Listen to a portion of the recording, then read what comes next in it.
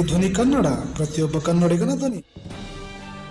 ಭಾರತೀಯ ಜನತಾ ಪಕ್ಷ ಮಹಾಶಕ್ತಿ ಕೇಂದ್ರ ಮುಳಗುಂದ ಶ್ರೀ ಬಾಲಲೀಲಾ ಮಹಾಂತ ಶಿವಯೋಗಿಗಳ 165ನೇ ಜಾತ್ರಾ ಮಹೋತ್ಸವದ ಅಂಗವಾಗಿ ಗದಗ ಜಿಲ್ಲಾಧ್ಯಕ್ಷರಾದ ಶ್ರೀ ರಾಜು ಕುರುಡಗಿ ಅವರು ಮುಳಗುಂದ ಪಟ್ಟಣಕ್ಕೆ ಪ್ರಪ್ರಥಮ ಬಾರಿ ಆಗಮಿಸಿದ್ದು, ಮುಳಗುಂದ ಭಾರತೀಯ ಜನತಾ ಪಾರ್ಟಿ ಕಾರ್ಯಾಲಯದಲ್ಲಿ ಎಲ್ಲ ಕಾರ್ಯಕರ್ತರು ಮತ್ತು ಮುಖಂಡರು ಮತ್ತು ಪದಾಧಿಕಾರಿಗಳು ಸನ್ಮಾನ ಕಾರ್ಯಕ್ರಮವನ್ನು ಹಮ್ಮಿಕೊಂಡಿದ್ದರು.